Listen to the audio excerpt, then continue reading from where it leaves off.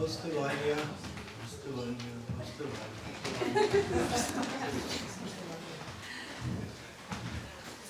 Punya.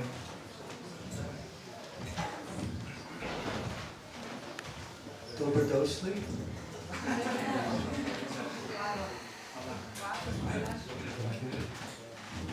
Služite.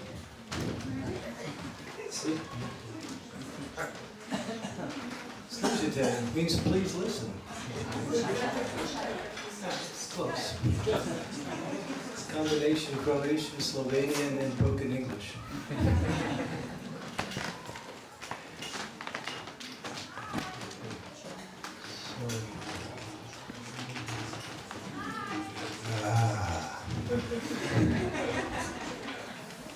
Somehow devotees go a little nuts once in a while. It's just normal.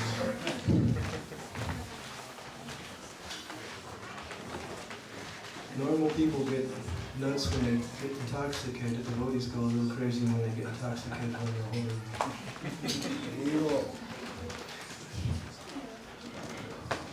You are too late. Thank you for your kind offer, which is good for next time. So we'll just go right into the verse. Shri Nrsimha, Jai Nrsimha,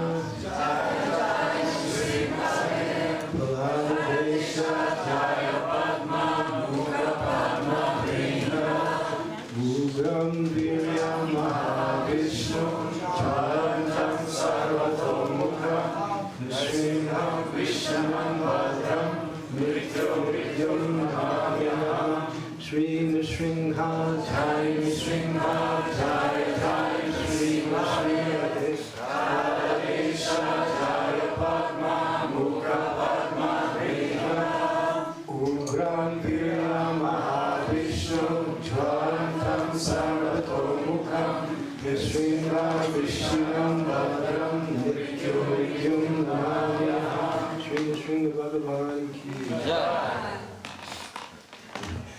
Om Jnanatimirandasya Gnanajana Salakaya Chaksu Unmilitam Yena Tasmai Shri Gurave Namaha. Srila Prabhupada ki Jai.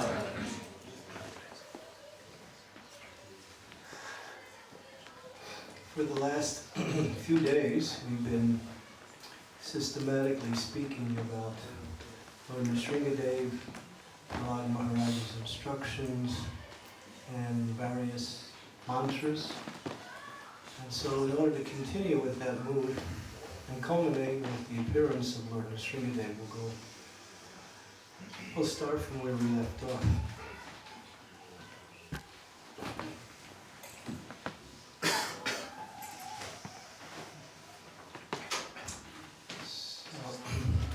Prahlad Maharaj is preaching to his father. His father is, Prabhupada said, for the atheist, God is death. No one can deny the existence of God, because no one can deny the existence of God's power. Although some may deny the existence of God's personal feature, they are still under the influence of God's energies. And Prabhupada would say, Nrsimhadev appeared just to teach the atheists that there is God, in the form of death. Sometimes we find people say there's no God. We say, well, what do you believe in death? All they can say is yes, it's true, but that's God's power within this material world. To take away everything that you are attached to, including your body. So, Prahlad Maharaj, he's compassionate. He loves all living entities because one who loves Krishna loves everyone. But that love manifests itself through compassion. Compassion, we might say, the mother can understand the helplessness of a child, and therefore she shows her love in a compassionate way by taking complete care of the child's needs and the child's desires. So that's an element of love coming out in the form of compassion. I mean, actually, compassion is the heart of love. If love had a heart, compassion would be that heart. To try to show your concern for others by giving them the best thing that they can possibly receive. So one who is in knowledge knows that everyone is part of Krishna and everyone is looking for Krishna, but not knowing where to look for. So therefore those who have that knowledge, they use it in a compassionate way to awaken the sleeping conditioned souls. Prahlad Maharaj is a manifestation of that in the highest degree. He wants to help his father.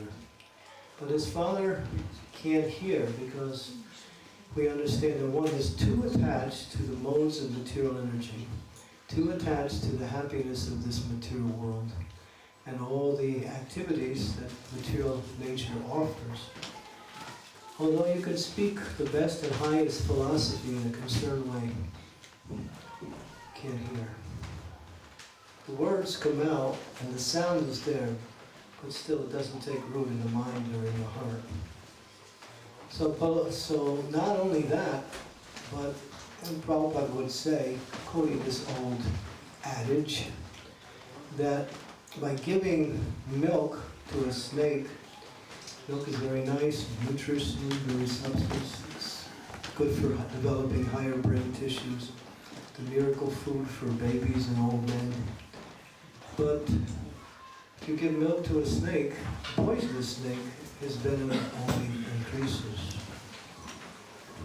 So trying to help his father by teaching him what he needs to hear, he becomes more angry. Now he wants to take revenge on his son by killing his son. He orders his son to be killed in so many different ways. By being thrown off a cliff, by being thrown under stampeding elephants, by being thrown in a pot of hot boiling oil, by being stabbed by spears, by being thrown in a pit of venomous snakes, by being, what we say, the Brahmins, the wicked Brahmins under Harikashipu's care were chanting mantras to kill him. I'll tell you a nice story, because it's not in the Bhagavatam.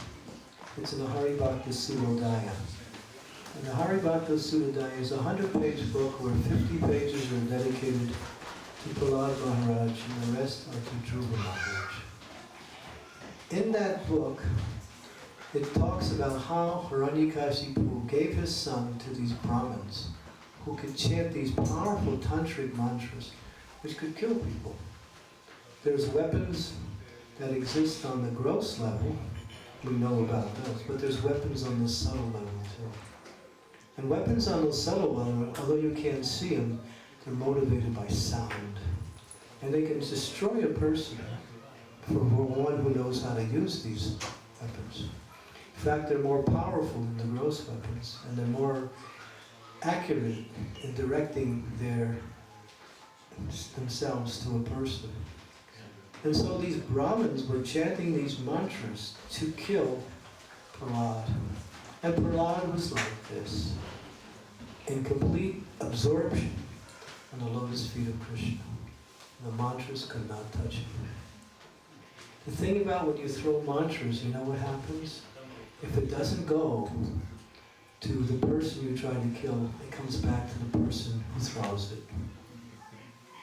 That's the danger of having it.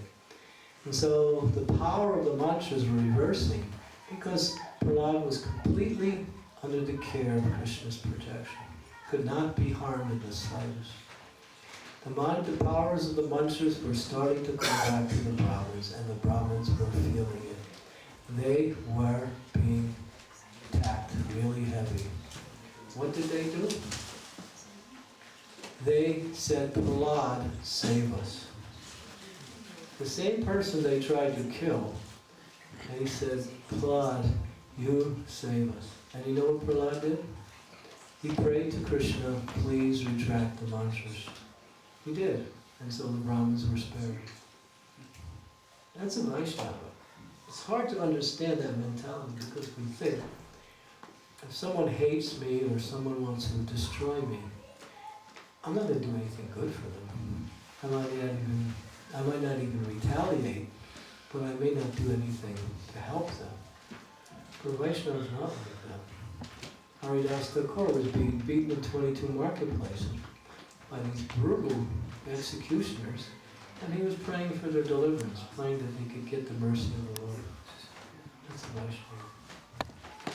It's hard to understand the heart of a Vaishnava. That's a pure Vaishnava. Doesn't have any enmity, envy, or any bad feelings towards anyone, because he's completely in love with Krishna. And therefore he sees Krishna in the heart of all living beings. So that's Prahlad Maharaj. And so his father continued. He did one thing that's also not mentioned in the Bhagavatam. He threw him in the ocean, and on top of the ocean he threw a gigantic mountain to cover the ocean where he was thrown. So even if he could get out of the ocean, he couldn't get away from the mountain. Nothing could hurt Prahlad. Krishna is all powerful. Rake Krishna Morike, Mori Krishna Rake. If Krishna wants to destroy someone, nobody can save him. If Krishna wants to protect someone, nobody can destroy him.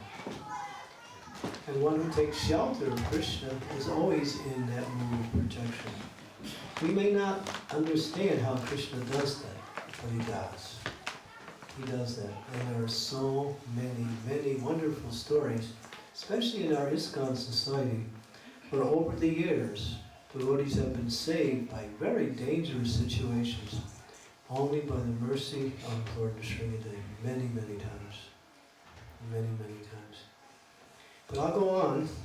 After his father saw that none of the arrangements he made to kill his son was working, he was quite amazed. He was actually really amazed. And he said, if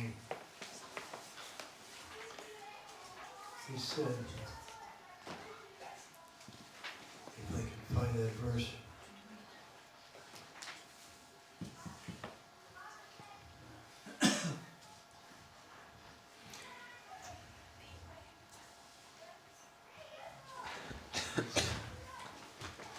Okay, so this is... So now Hiranyakashipu is really, really angry. When Hiranyakashipu understood the situation, his body trembled in extreme anger. Finally, he decided to kill his son. But one thing he said, I can find that verse, it's so nice to read. Okay.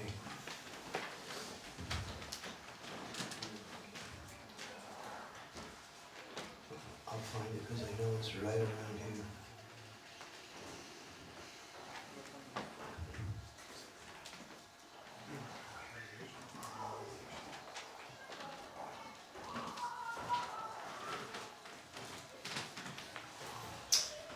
Krishna.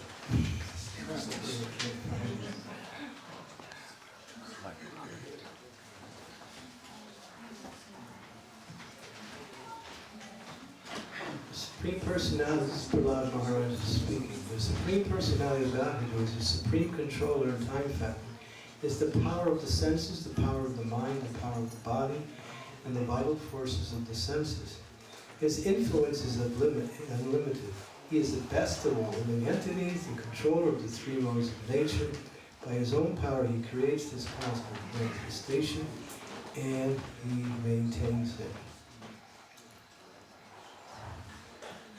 He says, Prahlad says, give up your mentality. Except for the uncontrolled and misguided mind, there is no enemy in this world. This is a nice point. He says, because everyone thinks this is my friend, this is my enemy. Prahlad Maharaj gives us a different understanding. He says, there is no such thing as enemies. But when the mind acts in a certain way, we create friends and we create enemies. No one is your friend, no one is your enemy. People become your friend because Krishna shows his mercy upon you. But ultimately the best friend is Krishna, or the only friend is Krishna.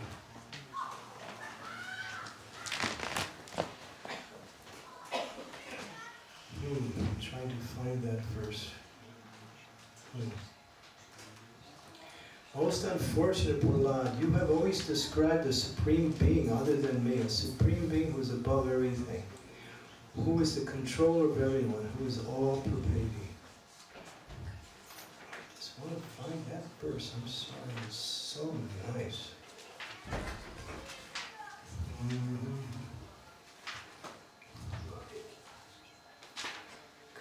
But what he's saying, he says to Prahlad Maharaj, I'll paraphrase the verse, he says to Prahlad Maharaj, where do you get your power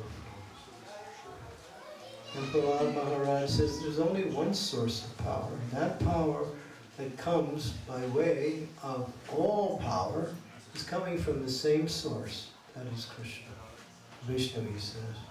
Therefore, Father, you should understand your power is also given by Krishna Vishnu. That's the last thing he wanted to hear. And my power is coming from the person who's my enemy. He became even more angry. And then he's chastising his son even more. I have conquered all enemies in all 10 directions, but if a person is victorious, the fool thinks that because he's conquered all enemies in all directions, but if he hasn't conquered over the 6 enemies, then he hasn't conquered over any enemy. What is the 6 enemies? Kama, Krodha, Lobha, Mada, Moha, Mada, and Matsarya. Lust, anger, greed, illusion, pride, and envy. Being obsessed with anger, Hiranyakashipu, who is a great in bodily strength, just thus chastises exalted devotee son Prahlad with harsh words. Cursing him again and again, Hiranyakashipu took up his sword, got up from his throne, and in great anger struck his fist against the cross. From within the pillar came a fearful sound, which appeared to crack the covering of the universe.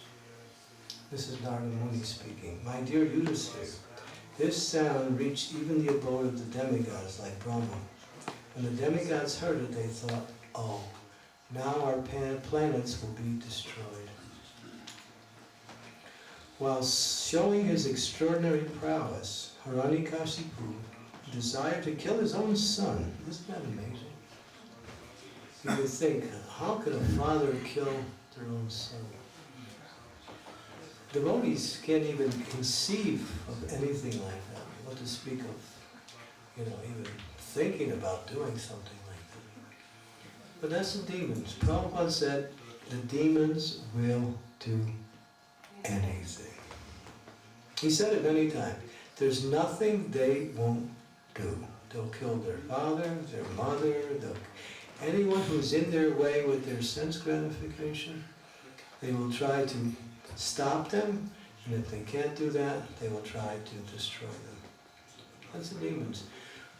And there are many demons. The world is full with demons, but they're not like Hiranyakashipu. They're little demons. They kind of run around, make noise, and kind of like make policies to cause people's life to become miserable. They build bombs, and they create all kinds of disturbances for people on all different levels. They wear a suit and tie. They may also look very nice from the external appearance, but their hearts are just full of envy and lust. They want to destroy and just try to enjoy more and more. That's a demon.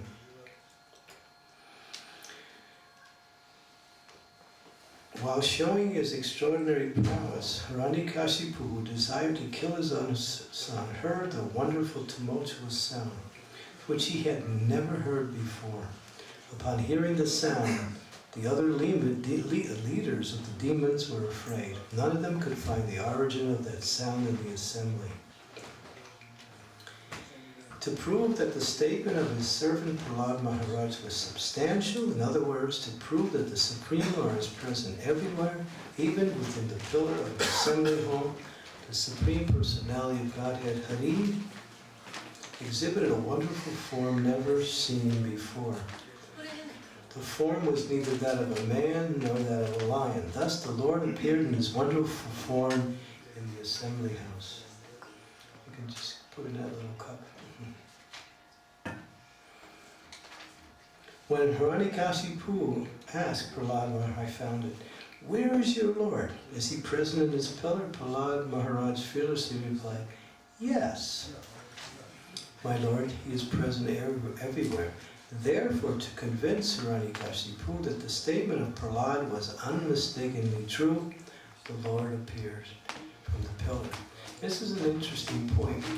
When a pure devotee says something in relationship to the Lord, because the Lord loves his pure devotee more than he loves himself, the Lord has said that many times. My pure devotees exist in my heart, and I will give up my own life, the Lord speaks like this, if in order to serve my pure devotee. You can't imagine how much the Lord loves his devotee. The Lord loves everyone. His love is as great as he is. And how do you understand that? We can't. We know God is great. And his love is as great as he is, or maybe sometimes we might even say it's greater. Because love is the most powerful force in existence. And so, when the pure devotee says something, the Lord wants to keep the word of his pure devotee, just to glorify his pure devotee. And to say, see, my devotee is never wrong. So Prahlad Maharaj said, yes, he's in the pillar. The Lord came from the pillar, just to prove that my devotee never says anything wrong. The Lord appeared as half man and half lion to that Hiranyakashipu, who could not understand whether the great giant was a lion or a human. To substantiate Prahlad's statement, the Lord proved that his devotee, as he declares in the Bhagavad Gita, Kantiyat pratijanihi name bhakta pranashyati. My devotee never is perishable. By manifesting his form as Nrsimha, the Lord will preserve the truth of Lord Brahma's promise that Hiranyakashipu was not to be killed by any animal or any man. The Lord appeared in that form that could not be said to be fully man or a lion. When Hiranyakashipu looked all around to find the source of the sound, that wonderful form of the Lord, which could never be ascertained by either a man or a lion, emerged from the pillar. In amazement, Hiranyakashipu wondered, what is this creature that is half man and half lion? He's looking. Don't put your back directly to the deities. Yeah, sit a little on this. Thank you. Hiranyakashipu studied the form of the Lord, trying to decide who the form of the Nrsimha was standing before him. The Lord's form was extremely fearsome because of his angry eyes, which resembled molten gold, his shining mane, which expanded the dimensions of his fearful face, his deadly teeth and his razor-sharp tongue, which moved about like a dueling sword. His ears were erect and emotionless, and his nostrils and gaping mouth appeared like caves of a mountain. His jaws parted fearfully, and his entire body touched the sky. Got the picture? Okay. His neck was very short and thick, his chest broad, his waist thin, and the hairs on his body as white as the rays of a moon. His arms, which resembled flanks of soldiers, spread in all directions as he killed the demons, rogues, and atheists with his conch shell, disc, club, lotus, and other natural weapons. Hiranyakashipu murmured to himself, Lord Vishnu, who possesses great power, has made this plan to kill me. But what is the use of such attempt? Who can fight with me? I think one of the problems with demons is that they become proud. Thinking like this and thinking of his cub, club, Hiranyakashipu attacked the Lord like an elephant. Just as a small insect falls forcefully into a fire and the insignificant creature becomes invisible, when Hiranyakashipu attacked the Lord, who was full of effulgence, Hiranyakashipu became invisible. He was powerful, he was also big. This is not only astonishing, for the Lord is always situated in pure goodness. He illuminates everything by his effulgence. And then it goes on to describe the fight. It's a wonderful fight. The Lord likes to fight. Sometimes we say, that where does that fighting propensity come from? We have that. To fight is natural. To love is natural. To fight is natural. Where does those propensities come from? They come from God. Because we are part of God, we have that tendency to love, we have that tendency to fight also. Some people say, I don't want to fight, but they're fighting on another level. The spirit of wanting to be better or to defeat someone is always there in every living entity. You can see it even in the animals. It's natural. And so, in order to make it very dramatic, I mean, the Lord could have just, finished. But then there wouldn't have been much of an audience. He wanted to make a nice play, special effects, keep the cast moving, give everybody a paycheck at the end. He wanted to make it exciting. But the thing is, the demigods didn't. The demigods thought, what is he doing? He's playing with this demon. And when Hiranyakashipu at one point charged the Lord, and it seemed like that he was beating the Lord with his club, the demigods became really fearful. And they started to hide behind the clouds, thinking, what will happen next? If Hiranyakashipu wins this fight, he will become more angry at us, and we will suffer. So they were afraid. Prahlad's there. He's with a garland. He's ready.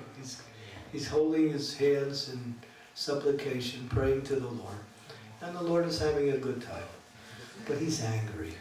He is angry.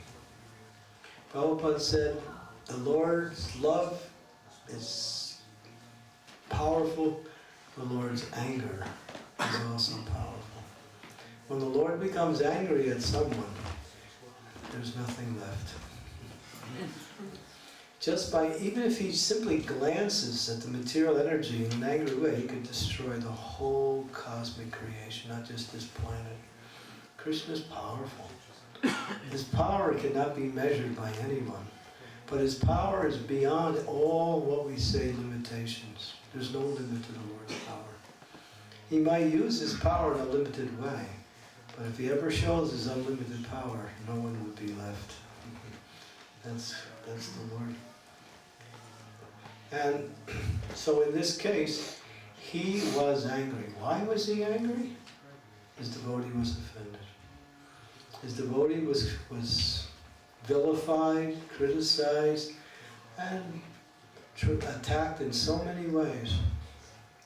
When the demigods came to Lord Vishnu at the beginning, when Hiranyakashipu took his power, the Lord said, I know everything about this demon, but only when he harasses my pure devotee will I do anything. The demigods were not pure devotees. They're devotees, but they still have some material desire. What is that material desire? They want to rule planets. They want to have some power of position. They're attached. They're great devotees. They're very powerful devotees. They have great power, they also have great service, but at the same time, they're attached to their position. Therefore, the Lord doesn't sometimes act for the benefit of the demigods.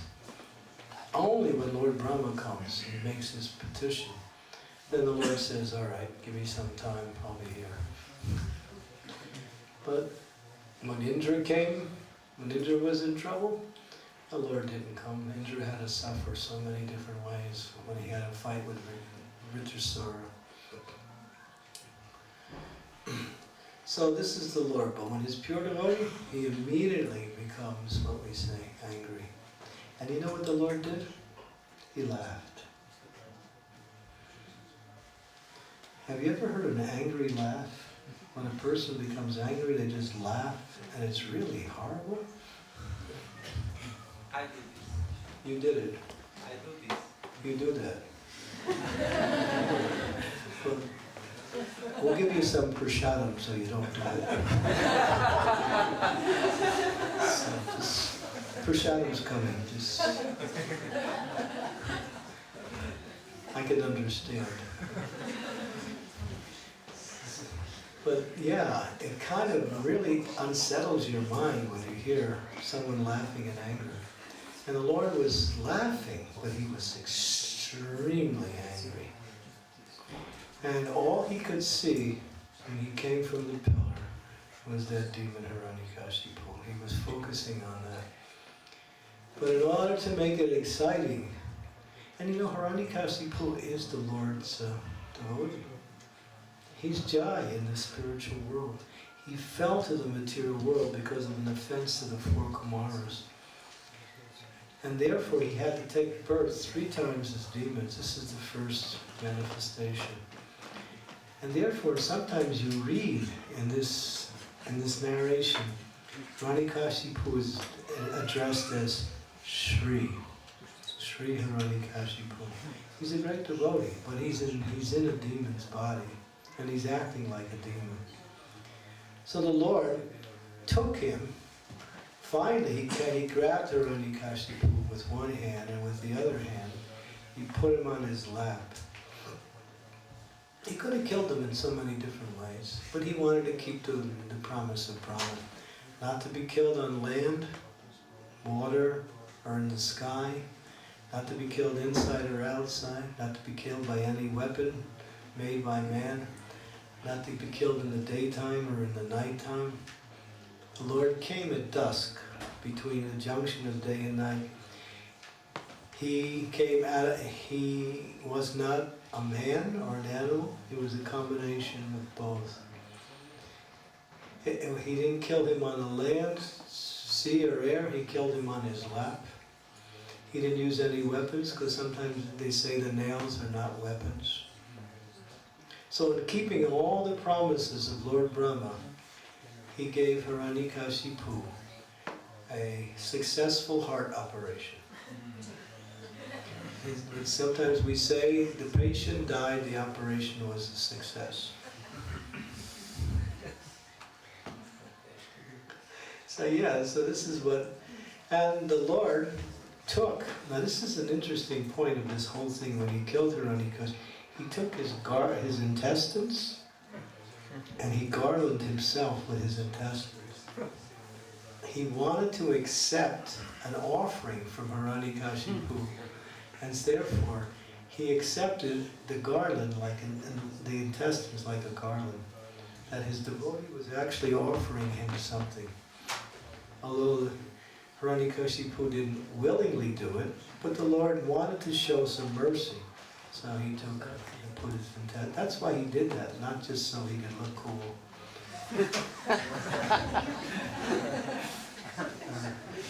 Some of the New Age people would think, that's a good T-shirt to make, So, and he took Hiranyakashipu's heart and threw it, a distance away. What happened after that was all the demoniac soldiers, thousands of them, who were in the army of Hiranyakashipu, attacked the Lord. And you can see the picture. The Lord manifested 16 arms. And with these 16 arms, within a few moments, he destroyed thousands and thousands of demons. Devotees are non-violent, yes? Devotees love every living entity. Devotees don't want to see anybody get hurt. Sometimes a devotee will accidentally step on an ant or cause an insect to die. A devotee will think, oh, I shouldn't have did that, I'm so sorry. The devotee is like that. Doesn't want to harm anyone, and doesn't like to see anyone harm. But when demons killed, it's a celebration. It's a celebration. Why? The demons get the mercy of the Lord because they get liberation. They go back to they get to enter into the Brahmano effulgence of the Lord. In other words, they get a form of liberation. And the most important thing is that their demonic activities are stopped. So devotees feel happy when demons are killed. Yes? Nobody's happy. You guys happy? How many are happy? Say Jai. Jai. That's good. Thank you. For those of you who didn't say Jai, you can say it later. So yeah, the devotees always, because the Lord never does anything wrong. You can't blame the Lord for anything. Whatever He does is for the good of the person He does it to, and it benefits everyone. And so, after the demons were killed, the demon was killed, the Lord was, and He killed all the armies, the Lord was still in anger. Brahma's there, Shiva's there, Lakshmi's there, the demigods from higher planets are all there, representing the different devas. Brahma is thinking, what are we going to do now? He's really ferocious. So Brahma says, I can't go. He says to Shiva, you go. Shiva says, forget it. Lakshmi, you're his wife. You go. That's not, I know my husband, it doesn't look like him. I've never seen him in that form. She couldn't approach. Brahma was without anybody to go to approach the Lord. So he looked and he saw Prahlad. He said, Prahlad, only you can go. And Prahlad, and with a heart full of love and a garland in his hand, he approached the Lord with great feelings, and he offered the garland to the Lord. When the Lord saw his little devotee standing there, the Lord became pacified. His anger is completely, and then Prahlad, he took Prahlad and put him on his lap. And with his hand, he put it on the head of Prahlad, just to show his affection for his devotee. And then, of course, the Lord was so grateful for the love of his devotee. It's amazing. This is the Lord. Try to understand this point. The Lord gives you the intelligence, the Lord gives us the ability, the Lord gives us the facility, the Lord gives everything, and you do something, He gives you the credit. That's Krišna. He gives everything. Sometimes he appears in someone's dream and says, you know, my temple is in disrepair, go fix it. And then he arranges for that devotee to get everything he needs. The temple gets repaired, that devotee gets the honor. That's Krišna. So Prahlad Maharaj, the Lord wanted to somehow or other reciprocate the love that Prahlad had for him. And the Lord said to him, I'm so grateful. Please ask from me anything. Prahlad Maharaj was there. He said, my dear Lord, I'm not a Vanik. I'm not a virgin. I don't worship you for something. I worship you out of love. The Lord was appreciating, but he said, please take advantage. The Lord wanted to give something to his devotee. He was feeling, I have to reciprocate with my devotee somehow. Please ask. And then Prahlad Maharaj said, please liberate my father. That's what he said. The person who tried to kill him and was just now killed by the Lord, he said, give my father liberation. The Lord said, you don't even have to ask for that. When he was killed, it already happened. please ask for something else. Prahlad Maharaj couldn't think of anything to ask, but the Lord was persistent. Finally, Prahlad Maharaj said something. He said, in this world there are so many fools and rascals. They're making a humbug civilization. They're trying to be happy by sense gratification and by material advancement. Let me be your instrument. Let me stay in this world and preach to these, Prabhupada uses the word, fools and rascals. When the Lord heard that, he was so much overwhelmed with love for his devotee. The devotee was only asking for the benefit of someone else. How is that possible? Because a devotee is full with love for the Lord, and he doesn't need anything. One who has that love for the Lord has everything. Money, position, power, influence, praise, anything you can think of doesn't really attract the devotee. Why? Because he has something better, the love of Krishna. And Krishna's love is complete. One who loves Krishna, one can experience the love for Krishna. At every moment, Krishna is always there. Sometimes I tell the devotees, you want to understand how much Krishna loves you, don't chant your rounds for one day, see what happens. Don't chant your rounds for 2 days and then see what happens. Try it for 3 days. Then you'll understand how much Krishna's giving you. As soon as you pull back, you can understand how much you actually have. We don't recommend that experiment. But it's a good way to understand that Krishna's giving us so much at every moment. It's not like it's just happening in intervals. It's happening every moment. He's always reciprocating with the devotee, and as the devotee returns his reciprocation, Krishna gives more. He gives more.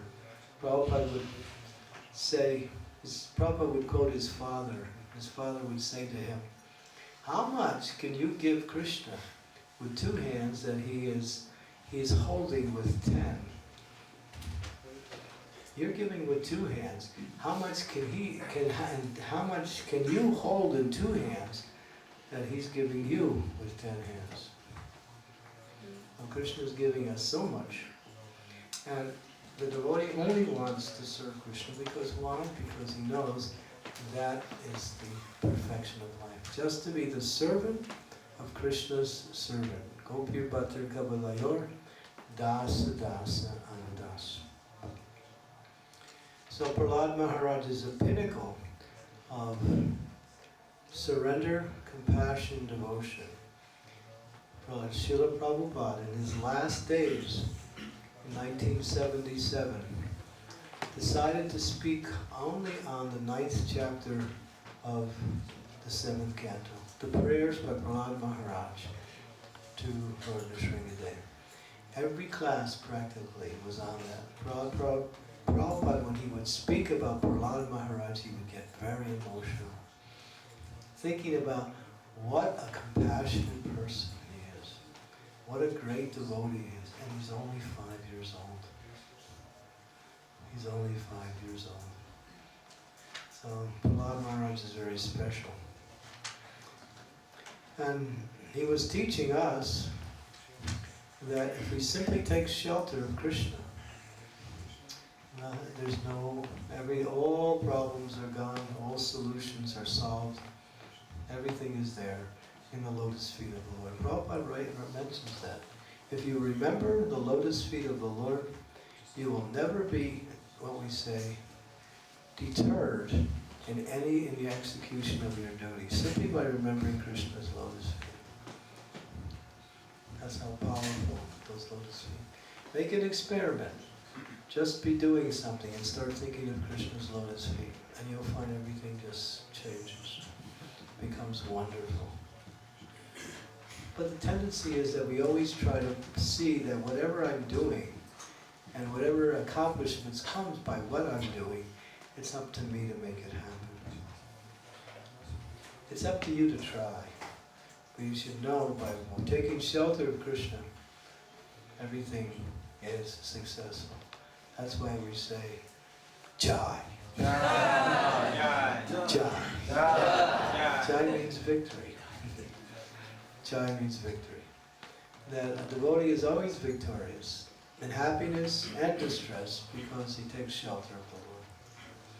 And so this is what Prahlad Maharaj is teaching us. So today is a very important day in our Vaishnava calendar. We worship Lord Nrsimha, and Lord Nrsimha gives protection against evil and dangerous elements.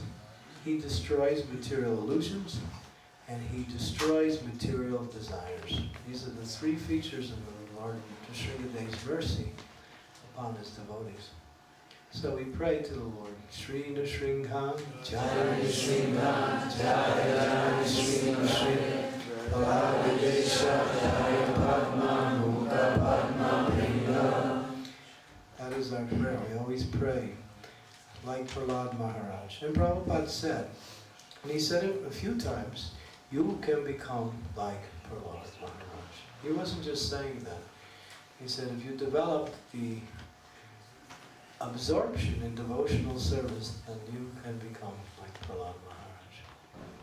So that's available. And when we are absorbed in devotional service, material energy is no longer present. It's gone completely. So take some time, and although today is the day that we honor Lord Nrsimha, we should maybe take some time even for the following days to read about his pastimes, to chant his mantras, to glorify Lord Nrsimha.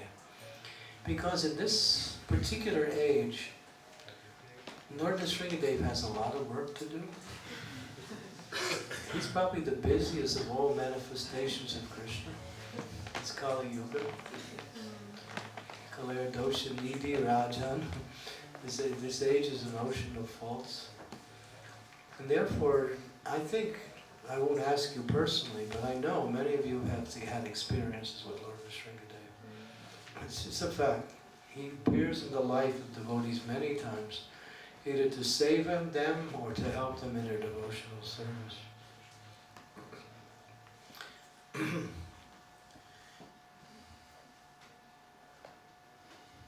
I told a few stories the other day. There's one I didn't tell. I was trying to think of the one I didn't tell today.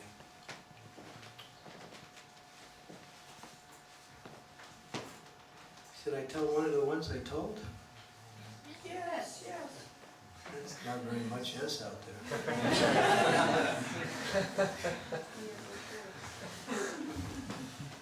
I'll end with one story because I know everybody is waiting for the favorite mantra. Sadhira. We all are. I mean, Prabhupada said fasting is feasting and feasting is fasting.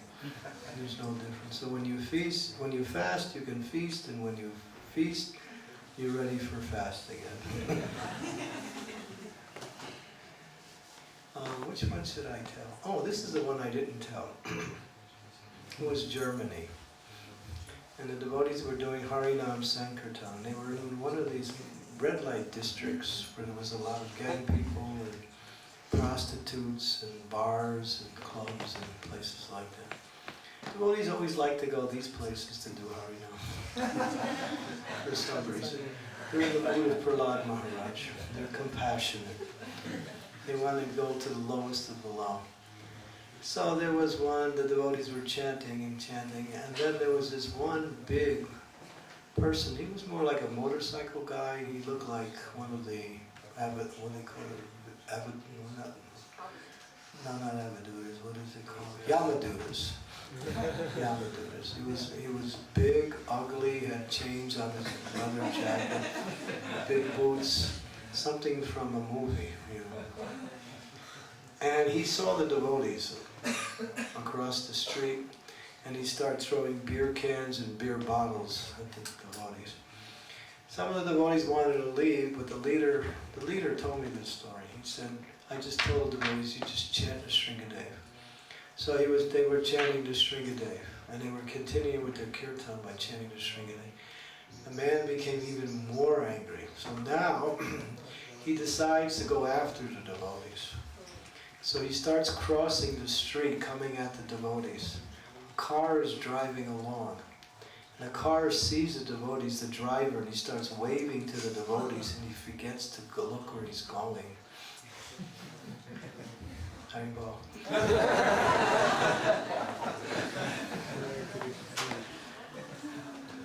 He got what we say, Nrsimha's mercy. Another story, again in Germany. Another man, big guy, really big. He saw the devotees, he became really angry, he came charging at the devotees. He ran, he was huge.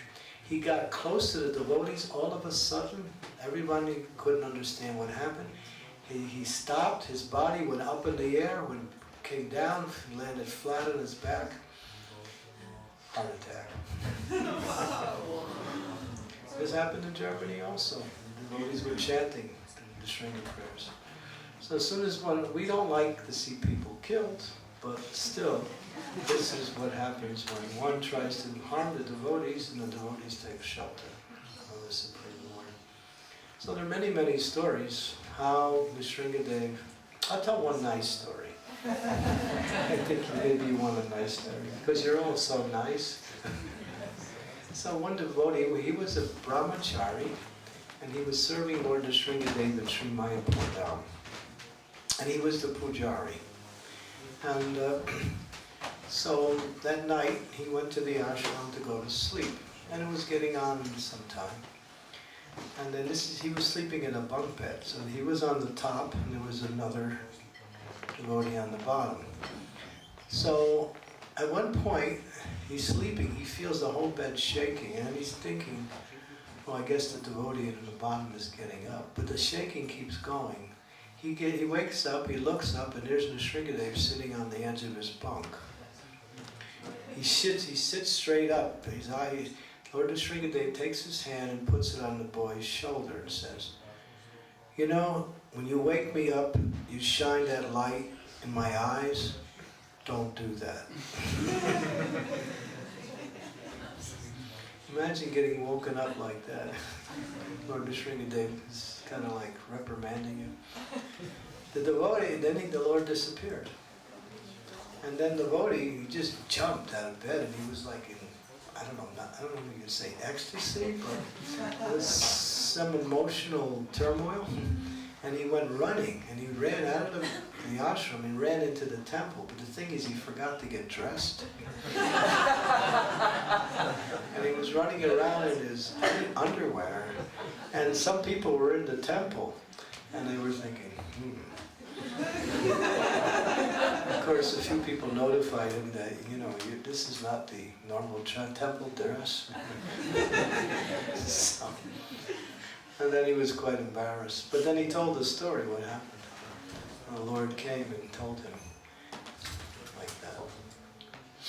There was one girl, she was having problems with her eyes. And she had made some new eyes for Lord Nrsimha. And when the pujari put those new eyes on Lord Nrsimha, that girl's eyes became healed.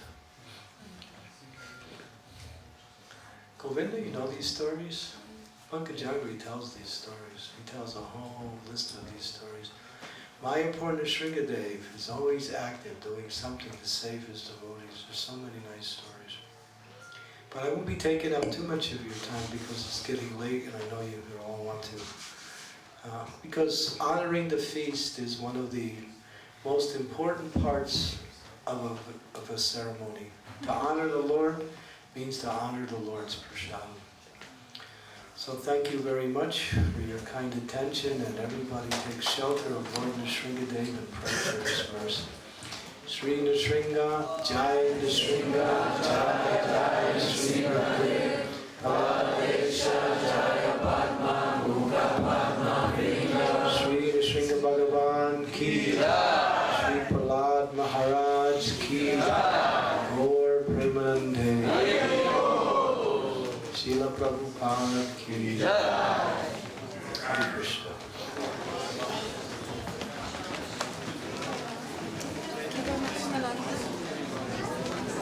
Teşekkür ederim.